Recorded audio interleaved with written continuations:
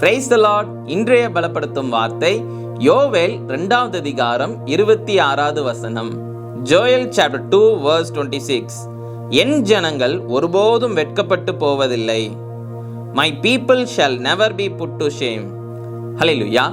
இன்றைக்கு உங்களுடைய வாழ்க்கையில அநேக காரியங்களை நினைத்து நீங்க கலங்கி போயிருக்கிறீங்க.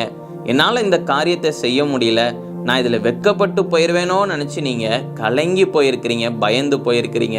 இன்றைக்கு கர்த்தர் உங்களை பார்த்து சொல்லுகிறார், என்னுடைய ஜனங்கள் ஒருபோதும் அவங்க வெட்கப்பட்டு போக மாட்டாங்க.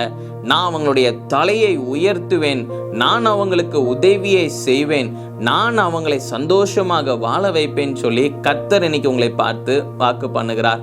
அநேக சூழ்நிலைகள், அநேக பிரச்சனைகளை பார்த்த உடனே நமக்கு ஒரே பயமா இருக்கும்.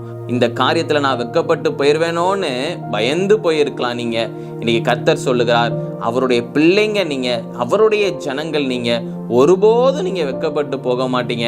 கர்த்தர் உங்களுக்கு எல்லாவற்றிலும் ஒரு ஜெயத்தை தருவேன் என்று வாக்கு பண்ணுகிறார். அதனால பயப்படாதீங்க, எதை குறிச்சும் கலங்கி போகாதீங்க. கர்த்தர் உங்களோட கூட இருக்கிறார். உங்களுக்கு ஜெயம் கொடுக்கிற தேவன் உங்களோட கூட இருக்கிறார். அவர் உங்களுக்கு சரியான பாதையில் உங்களுக்கு ஒரு நல்ல ஒரு வழியை ஏற்படுத்தி கொடுத்து, அவர் அந்த பாதையில் உங்களை வழி நடத்தி கொண்டு போய் அவர் உங்களுக்கு ஒரு வெற்றியை கொடுத்து, ஆண்டவர் உங்களை நிலைநிறுத்துகிற தேவனாக இந்த வாழ்க்கையில ஒவ்வொரு காரியங்களும் செய்கிறதுக்கு அவரே உங்களுக்கு உதவி செய்வார். அதனால நீங்க பயப்படாதீங்க, கலங்காதீங்க. கர்த்தர் உங்களோட கூட இருக்கிறார். அவர் நிச்சயம் உங்களை வழி நடத்துவார். நாம் எல்லாரும் கண்களை மூடி செபிக்கலாம். எங்களை நேசிக்கிற நல்ல தகப்பனே, ஆண்டவரே, பிள்ளைங்க இந்த நாளில் கலங்கி போயிருக்கிறாங்க. ஆண்டவரே, ஏதோ ஒரு பயத்தோடு இருக்கிறாங்க. ஆண்டவரே இயேசுப்பா, நீங்கள் பிள்ளைங்களுக்கு உதவி செய்யுங்க, எல்லா பயத்தை நீக்கி போடுங்க. ஆண்டவரே, எல்லா காரியங்களும் செய்கிறதுக்கு பிள்ளைங்களுக்கு பலன் கொடுங்க, ஆசீர்வதிங்க. இயேசுவின் மூலம் ஜெபிக்கிறோம் பிதாவே. ஆமேன், ஆமேன், ஆமேன்.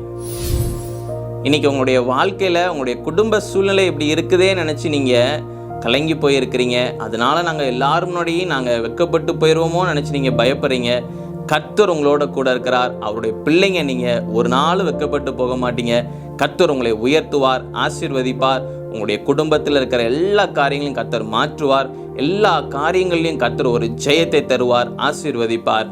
எல்லாருடைய கண்களுக்கு முன்பதாக கர்த்தர் உங்களை மேன்மையாக வாழ வைப்பார்.